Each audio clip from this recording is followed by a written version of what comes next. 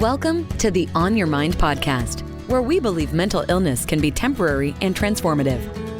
Stay tuned for innovative, effective tools from experts in the field of mental health. Hosted by Timothy J. Hayes, psychologist. This podcast aims to change the narrative around mental illness. Move from a place of fear to a place of hope and solutions. Here on Your Mind.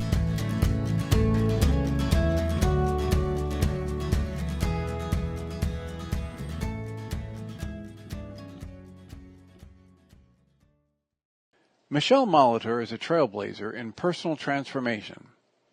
Utilizing her expertise as a transformational coach, clinical hypnotherapist, speaker, and author, her work intentionally addresses the pervasive mental health crisis we face today.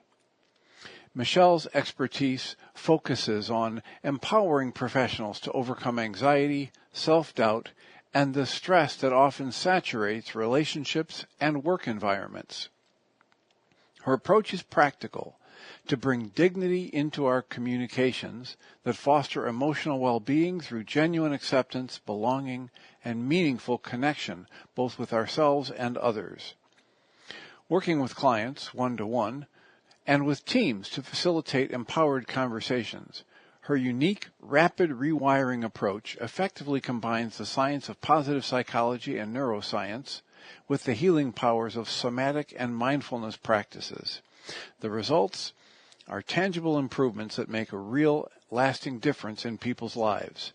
Michele is the author of I Am Perfectly Flawsome, How Embracing Imperfection Makes Us Better, a book she authored in 2024 with Tom Collins.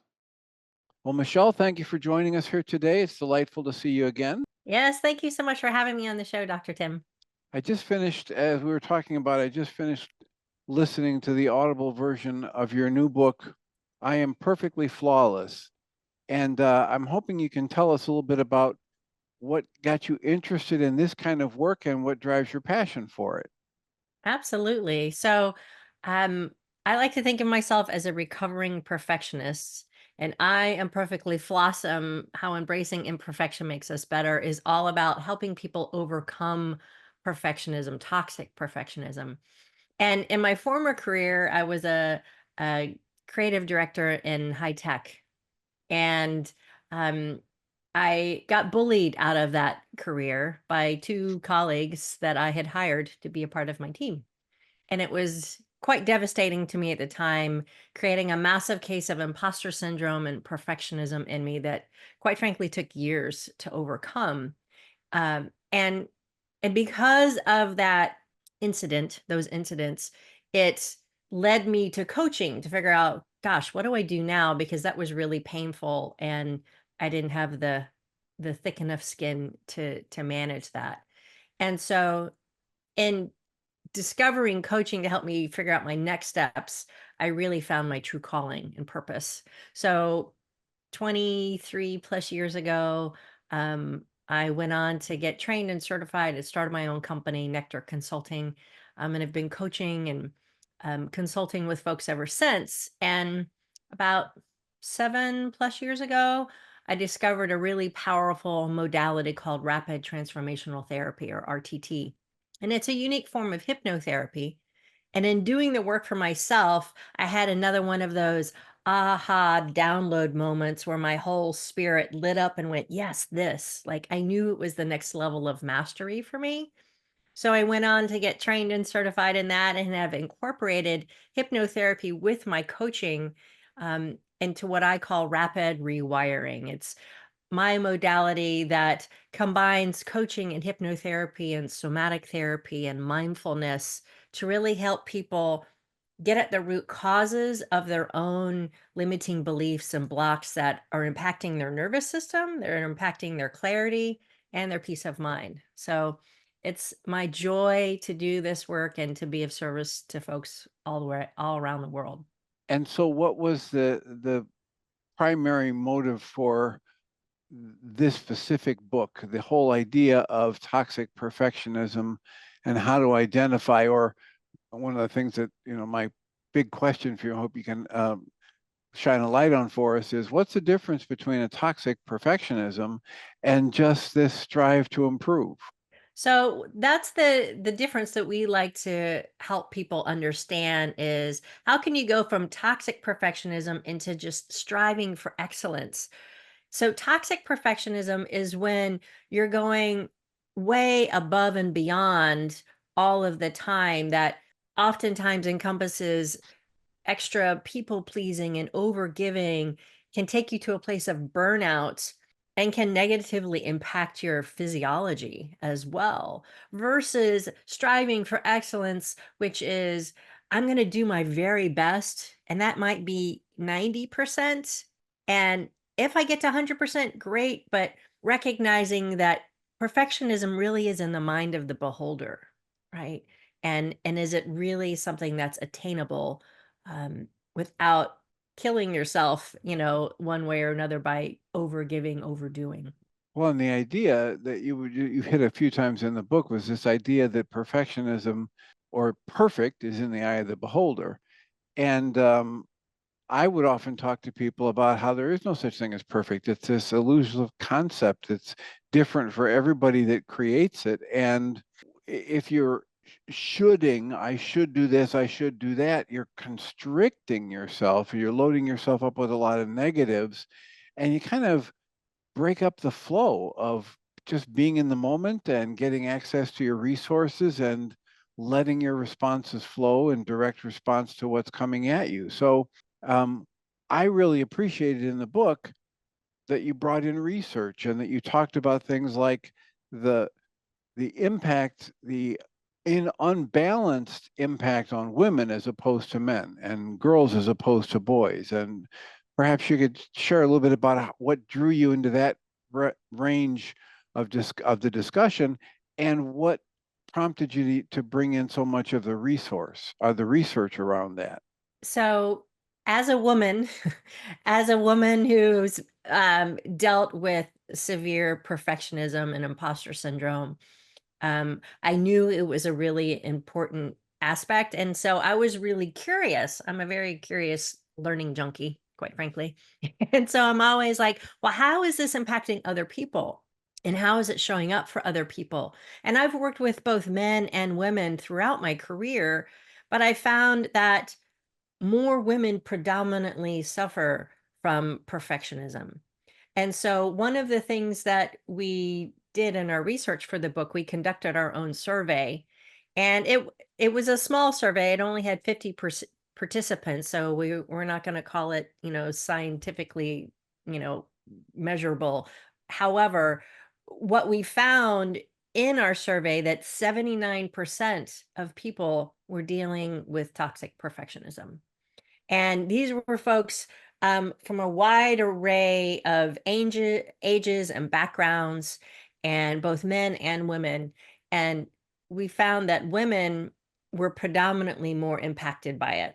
And so we wanted to make sure that we addressed that, particularly in the book. We have a whole chapter just for women in there that really speaks to it in depth. And it brings in things from the Barbie movie that was so popular a few years ago. And there's a powerful quote by one of the characters in that movie that you mentioned.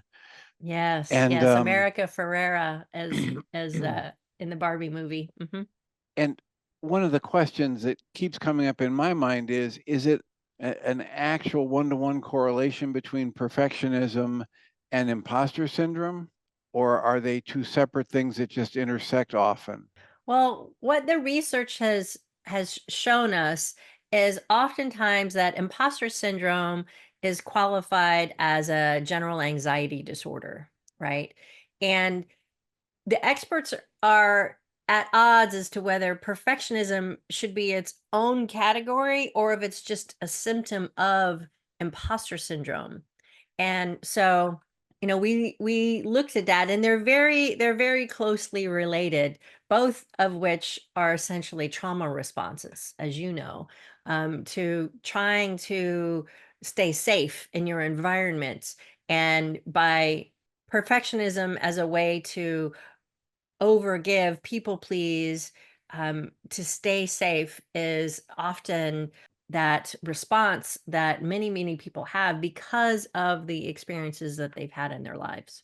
Well, and how they choose to interpret them, right? So like Yes. they can have an experience where they are wildly successful in the eyes of several people around them, and maybe they're getting a raise and a promotion, and yet inside themselves it isn't up to their standards, or they didn't get the promotion they wanted or the raise they wanted, or they got the promotion they wanted but they feel like they didn't deserve it. And so all of that, my set of interpretations Yes. and how I pour my mind energy into that, that's literally what creates my experience in my life.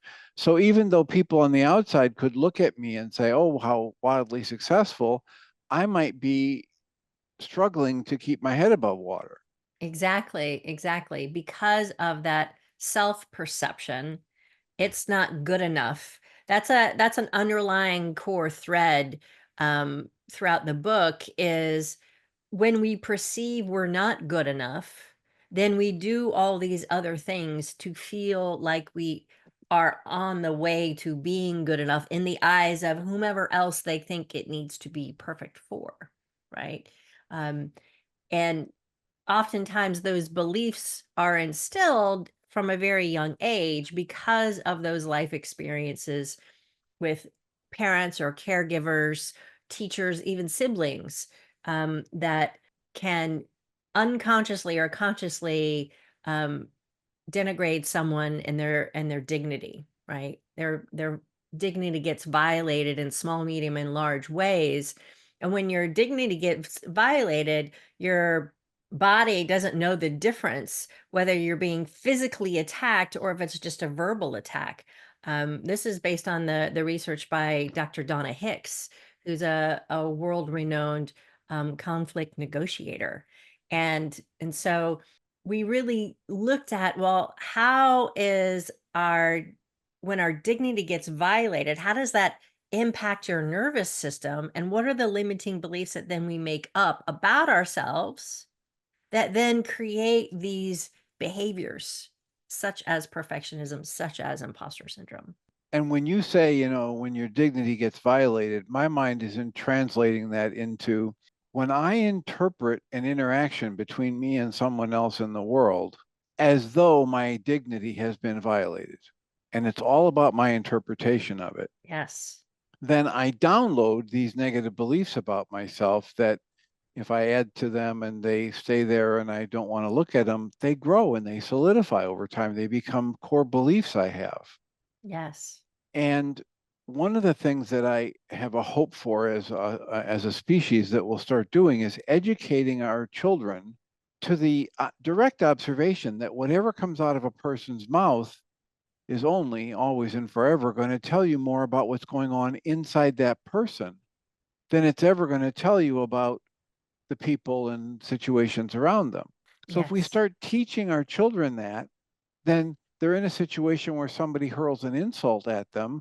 The child who's been taught this understands, oh, that person who's throwing an insult at me has pain, fear, or sadness in them that they don't know how to deal with. The insult's not about me. Yes. Absolutely. So Absolutely. if I can get to the place either as a young adult or an adult or even as a child where I start to understand that nothing anybody says to me about me is really about me, it's about them.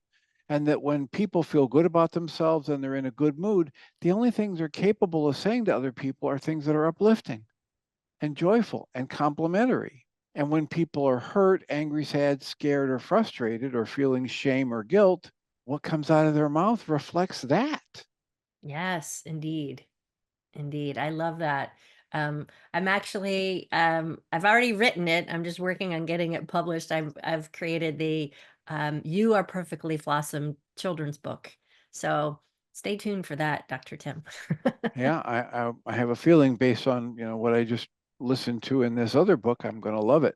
And so if I understand the dynamics of how I create these core beliefs and these deeply held beliefs, and then I recognize them, I come to face with one or more of them that's negative.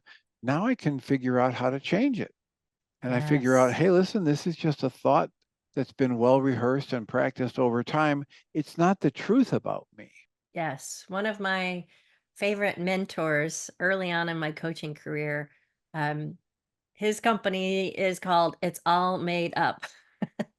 Which I love because that's the truth, right? We take in information, energy in the form of words from other people, and it hits our heart, and then we make things up about what that means about ourselves because we don't know to have that distinction that you just shared, right? Oh, that's their pain, their sadness, their fear, that they're just trying to lob at me because they don't know how to deal with it or manage it, and so they're just trying to dump it on other people.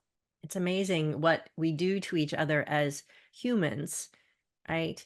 And how that has such a visceral impact on us. Um, it's one of the reasons why I incorporate a lot of somatic tools into my work with my clients and breathing, with them to help them really get back into their body and notice what their body is trying to tell them so they can start to discern, is that my pain or fear, or did I just absorb that from someone else? Yeah, or Um, am I creating a kind of a defensive response to somebody else's pain or fear that's bubbling out of them? Yeah, yeah. One of the my favorite chapters in the book actually is all around emotional inheritance and how we take on the emotional suffering that we've learned or literally inherited through our DNA from our parents, our grandparents, our great grandparents.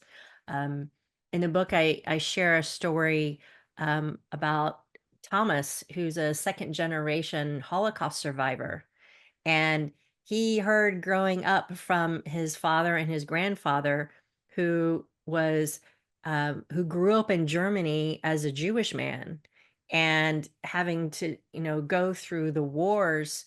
His dad and his grandfather would always say to him, "Well, if you don't have a doctorate, then you're just an apprentice." Like, you're not good enough unless you have a doctorate, and that created a massive case of super toxic perfectionism in him that took him a long time to overcome, he shared. Well, and you also shared that he was told there's only 2 or 3 professions that are worthy of your doctorate. Yes. And so, if you want to be a lawyer or a doctor, or then you're fine. But then he comes along and he's got a creative bent, and so he doesn't fit so well in that legal or medical doctor model. So he goes on and gets 2 masters plus Yep. probably other hours of credits, and still feels like a failure in the eyes of his father. Yeah.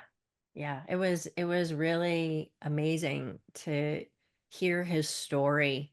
He even shared with me, he said the day he got his master's degree from John Hopkins, the first question out of his dad's mouth wasn't congratulations, it was, when are you getting your doctorate? Yeah, yeah, And then later, after he got his second master's degree, he shared that he overheard his father saying to his uncle, "Well, 2 master's degrees is kind of like a doctorate. So yeah, I'm proud of him."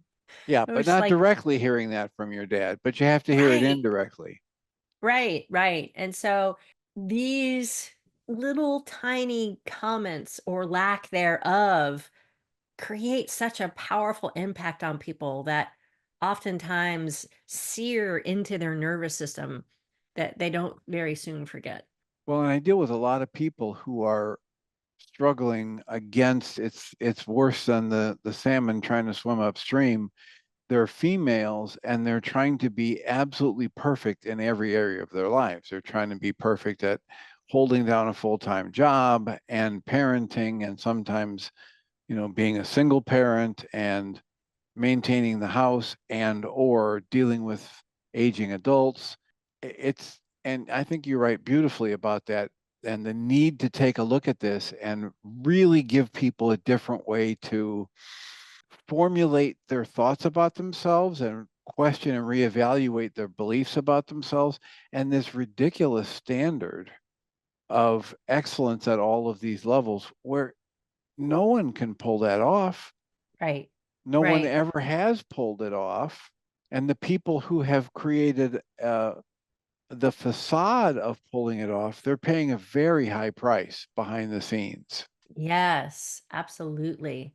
Um, you know, on the cover of the book, there's a Japanese kintsugi bowl, and that metaphor is woven throughout the book.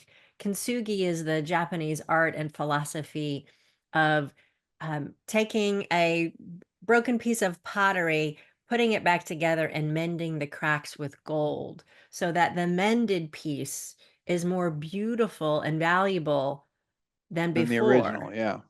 Right? And so if we take that metaphor and apply it to ourselves, we all have broken places within ourselves and cracks that maybe aren't quite healed yet. But when we can learn to embrace those imperfections and those broken places as not something bad, but just a part of who we are, then it allows us to reclaim our confidence to stand a little taller in who we are authentically without guilt or shame or the not enough conversations that are so prevalent today, and can really help people start to, shine and live more of their authentic life. Well, and you talked about, is it Denning who is the business coach that, and and how he was using these kinds of concepts and building them into his work.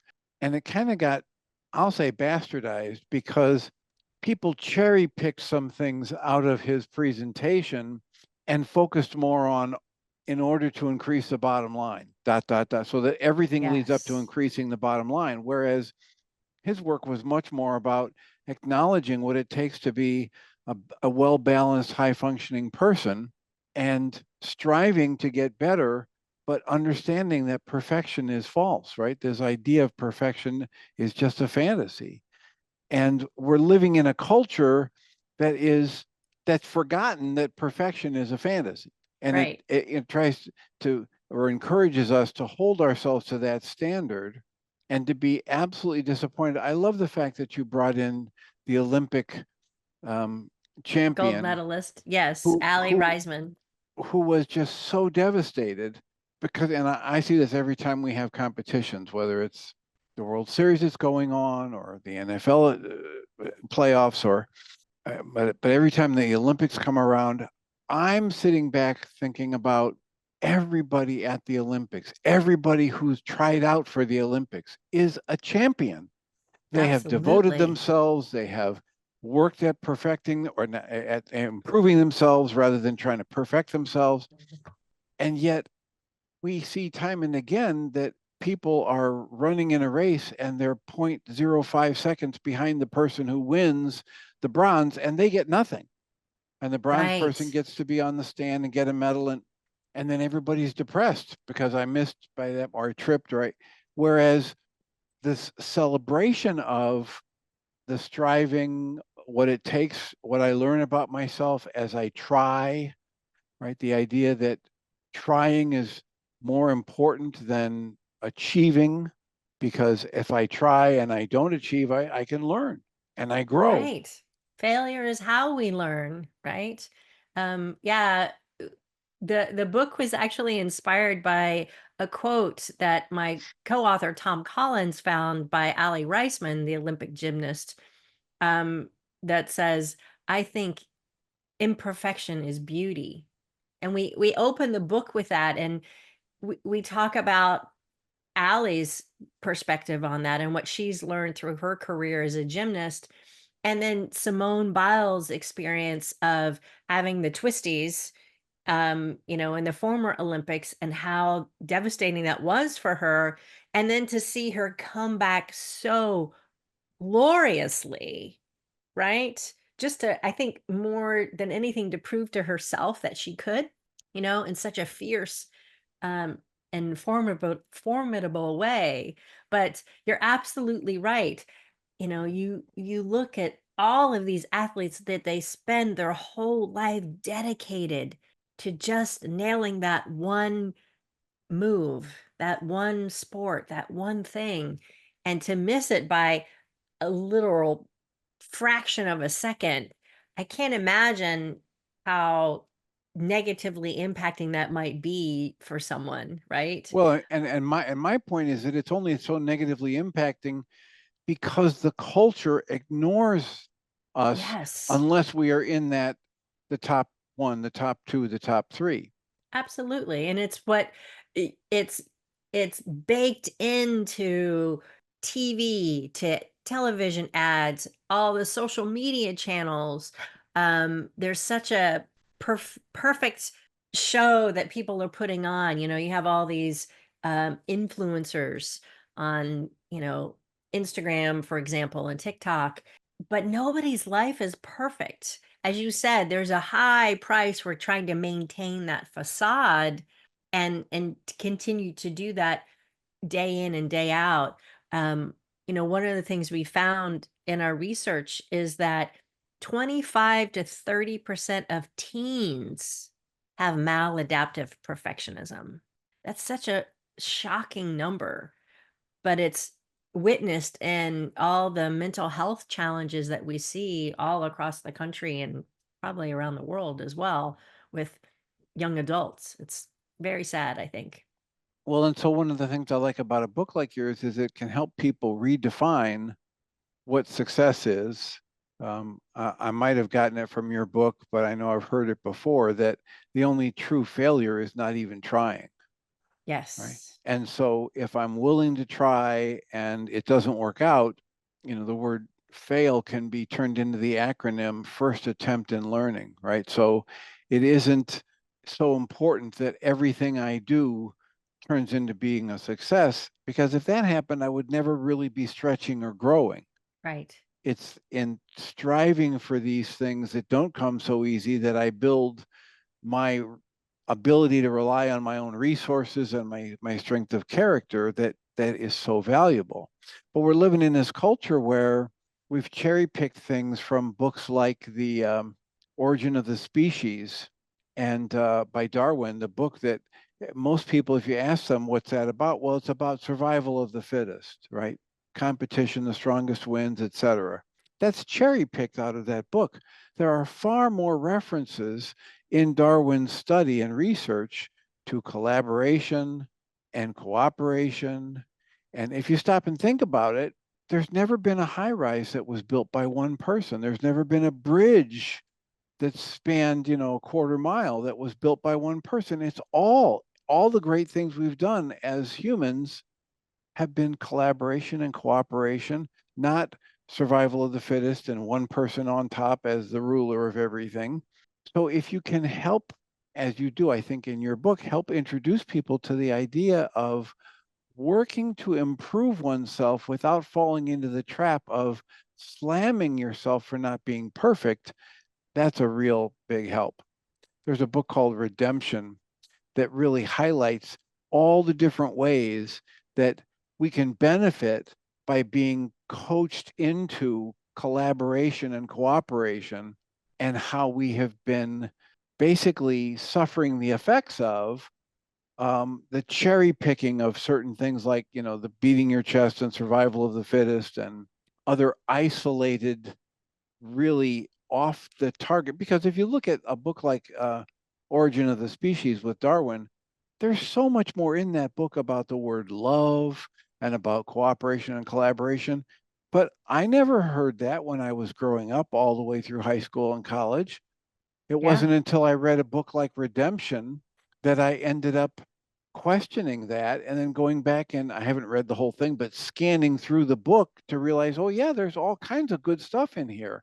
We've got ant colonies and flocks of birds and herd animals and schools of fish. And of course, it's all over. The beehives, they do everything through collaboration and cooperation. And then you take a step back and realize, you know what? There's never been a city that was built by one person.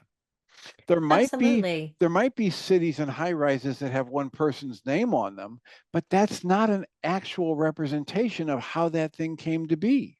Right? I mean, if you stop and think, like, even what did it take to build this computer that we're on right here, right now?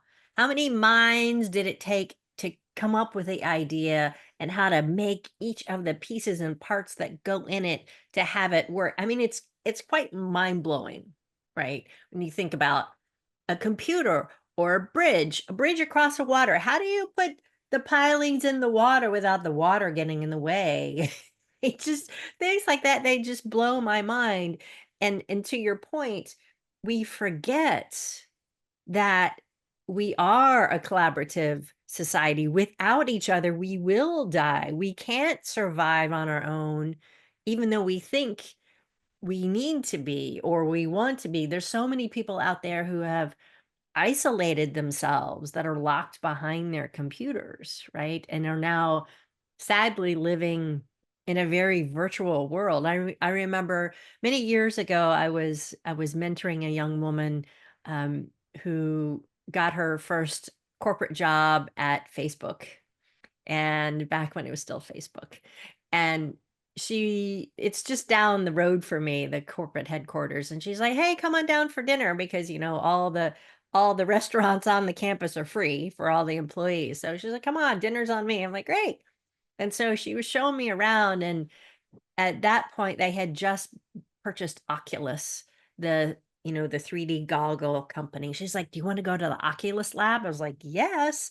Right. So she took me in there, and I got to put on the goggles and look at all the different types of 3D little vignettes Environments, that yeah. that they had created. And it was mind blowing to me how surreal these environments were.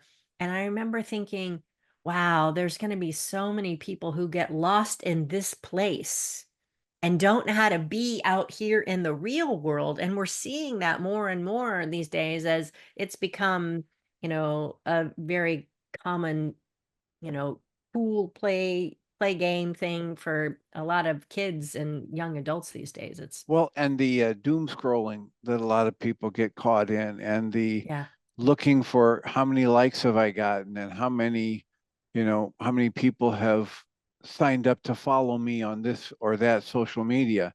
And right. again, it's a system that isn't really designed for the health of the individual. It's designed to increase the bottom line for these companies that put these things out there. And Exactly. so one of the things I like over and over about your book, and you've got, journaling prompts, and you've got other resources that you make available, even if people get the audio book. Um, you say several times that you can go to your website and then slash resources and get all of these extra benefits. So it's your book is a real good reminder for me and several of the people I work with that it's a real trap to be negative about myself. Right? If Yes. there's something about myself that I don't really like and I can change, I can go ahead and work on changing it. But if there's something about myself that I'm labeling as bad and I don't have any option to change it, a better opportunity for me is to relabel it. Yes. It's just fine just the way it is. Right? Give it a different name and give it a different value, right? That's part of the work that I do with my clients is helping them literally rewire their neural pathways in their brain to tell themselves better things. If the thought doesn't feel good, then find a different thought. Find a different thought that does feel good. Oftentimes, it can be the exact opposite. And you can be like, well, you can think this negative thought, or you can think this positive thought about yourself. Which one feels better? And they're like, I'm going to take the one that feels better. I'm like, right. So, even though it might feel uncomfortable to tell yourself, I am enough, I am worthy, I am deserving, because that wasn't your normal. Your brain likes what's normal and known. And so by changing the channel of those negative thought beliefs and turning them into positive ones, the repetition is really key to helping build those new neural pathways so that it starts to become your new normal as the old beliefs kind of disappear as the synaptic connections break apart and dissipate. Well, and that's one of the good things that they're learning in the past few decades is that the brain is far more malleable and has more plasticity and ability to be retrained than we Yes. imagined. The old adage that you can't teach an old dog new tricks, as you So highlight not in your true. book, right? You highlight in your book so beautifully. It's not the case at all. Yeah, absolutely. One of the um one of the stories we share in there is about a family friend, who Martha, she's now 103 and she's working on her 13th book. Right? So Wow. it's just a matter of use it or lose it. Um, I give a shout out to my dad in the book as well, because when we were in the process of writing it, I was visiting back east and I came upon my dad in the living room doing push-ups. I'm like, Dad, what are you doing? He's like, well, I'm working my way up. I want to be able to do 86 push-ups on my 86th birthday. I'm like, good for you, Dad. I love it. So he, after I published the book, he confessed to me, he's like, well, I didn't reach my goal of 86 push-ups on my 86th birthday, but I got I got pretty close. I was like, well, that's pretty darn good for being 86. He's now 87 and he's still going strong. Good for him. Well, so let me just ask you to get centered and review what we've discussed already, and think if there's something we've already brought up that you want to go back and highlight, or another of the many aspects of your book we haven't even hit on yet that you want to bring out. Well, I think one of the important things for people to realize is that you can overcome perfectionism. You can learn how to dial it down. It is possible. It's not a life sentence. Some people think, well, this is just how I am and I can't change. Well, that's not true. As we've been talking about neuroplasticity, we can always change. It takes work, right? It's not like snap your fingers and, oh, okay, now I'm fine. But it takes conscious effort to be able to do that. And so, some of the ways that folks can do that is really starting to become more mindful about um, how they're thinking about themselves, right? Self awareness is the first step to creating a better understanding of how you're thinking, how you're talking to yourself, and what's the impact that that's having on your body, right? Um, it's also important to just embrace your mistakes. Like, hey, that didn't work. Great. Now, what can we do instead? Right? There's so many great examples of folks out there who have failed brilliantly and still gone on to become very, very successful. Since I'm on a Mac, we'll name Steve Jobs as one of them, Yep. right? Oprah Winfrey, Ariana Huffington, for example. Um, there's just failure is learning. And when you can realize that, oh, well, it's a no, not that kind of situation, and keep going and like, okay, well, what can I do differently so that I can achieve that goal that I've set out to achieve? Yeah, one of those things back when I was going to grad school, I was trying to come up with a quote that would get published in Reader's Digest to make me a little extra money. And so I pulled together several of these sayings around losing and trying, and I came up with when you lose, don't lose the lesson, because every mistake, misstep, failure, or faux pas contains a valuable lesson. But in order to get the lesson, you've got to own the mistake, because blame is the stealer of the lesson. If I'm blaming Mm, somebody else, there's nothing for me to learn. So when you lose, don't learn the lesson. Don't lose the lesson, because every mistake or misstep or failure or faux pas carries a valuable lesson, but only if I own and take full responsibility for my part in it. And you never truly lose until you quit. right. So when you lose, don't lose the lesson. I love that. That's a brilliant quote. Thank you for sharing that. We'll put you in the next book. Yeah, I don't think I made it up. I just pulled little pieces together because I was trying to formulate, something that just come all the way around in a full circle to say, look, life is about trial and error and learning. And if I'm never out there trying, I'm never really learning. Right? So, Absolutely. Absolutely. so your preferred method for people to reach out to you is what? You can always reach me at my website, michelemolitor.com. You can check out my socials, LinkedIn, Facebook, Instagram. I'm Rapid Rewire on Instagram.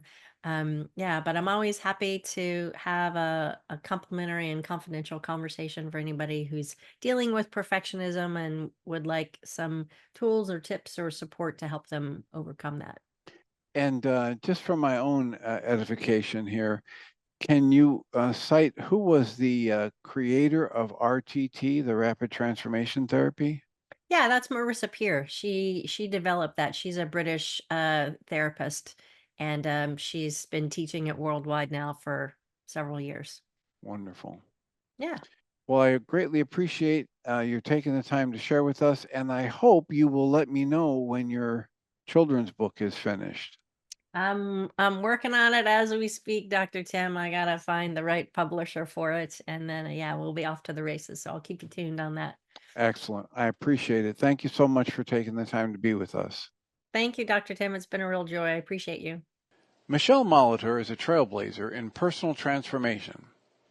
Utilizing her expertise as a transformational coach, clinical hypnotherapist, speaker, and author, her work intentionally addresses the pervasive mental health crisis we face today.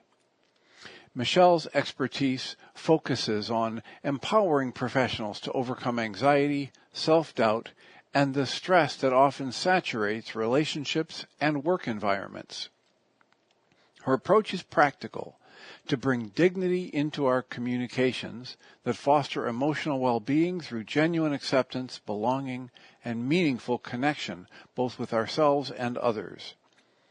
Working with clients one-to-one and with teams to facilitate empowered conversations, her unique rapid rewiring approach effectively combines the science of positive psychology and neuroscience with the healing powers of somatic and mindfulness practices. The results are tangible improvements that make a real, lasting difference in people's lives. Michele is the author of I Am Perfectly Flawsome: How Embracing Imperfection Makes Us Better, a book she authored in 2024 with Tom Collins. You've been listening to the On Your Mind podcast, offered by Journey's Dream, where we support people through mental health challenges to a place of true and lasting well-being. If you love our show, we invite you to visit onyourmindpodcast.org to join the conversation, access the show notes, and discover our helpful resources. Thank you for listening.